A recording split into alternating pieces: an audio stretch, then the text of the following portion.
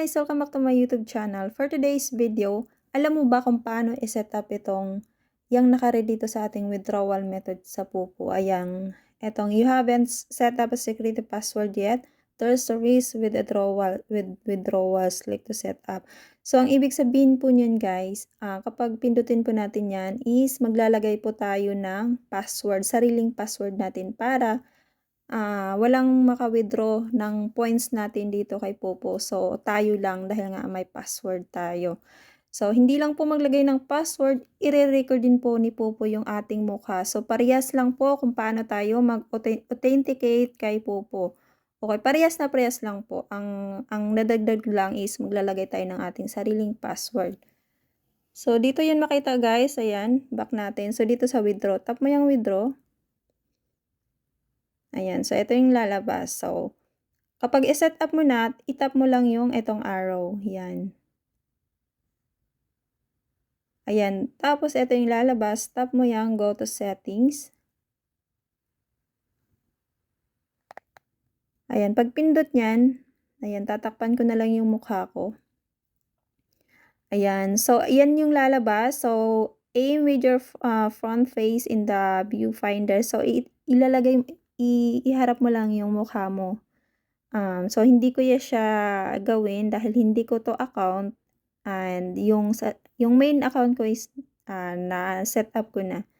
So, basta ganyan lang guys kapag na-approve na yung mukha. So, ang next dyan is maglalagay ka na ng password. So, basta ganun lang guys, maglagay ka na ng password lang. Tapos, wag mong kalimutan yung password dahil napaka-importante po. Dahil yun po yung ilalagay mo kapag magwi-withdraw ka. Dahil kahit magpapalit ng GCash, hindi din po mapalitan dahil mag-a-ask ng password mo. So, eto na po yung aking main account. So, hindi ko nga ginawa yung face authentication dun kanina dahil nga hindi ko po yon account, sa mother ko po yun. Okay, so dito sa aking main, nagawa ko na po kanina, kaya lang hindi ko siya na-record, pasensya na po. Pero napakadali lang naman po talaga mag-set up dahil ilalagay mo lang yung mukha mo and then pag okay na, ilagay mo lang yung napili mong password, okay? So, eto, tap ko na lang yung withdraw.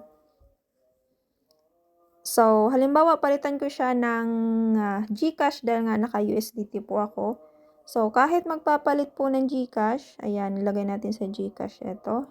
Hindi po pwede dahil nga may password. So, ayan, halimbawa, yung mga hacker or mga nakapulot ng cellphone mo, palitan niya yung GCash niya dahil ilalagay yung GCash niya dahil kukunin niya yung points mo. So, hindi po niya makuha dahil nga may password po tayo. So, ganun po yung napakaganda po talaga nito maglagay or i-set up mo yung dun sa withdrawal method mo.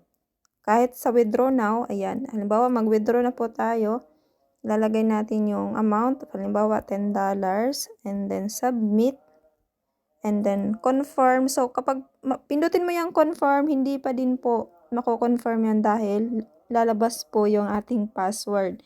So, kapag ilagay na po natin yung ating password, automatic na po, mawi-withdraw na po yung ating gustong i-withdraw. So, ganun lang po. And sana may natutunan po kayo sa aking tutorial ngayong araw. And kung nagustuhan mo tong video na to, don't forget to like, share, and subscribe. Thank you so much for watching, guys. Bye! I feel like I'm losing my mind.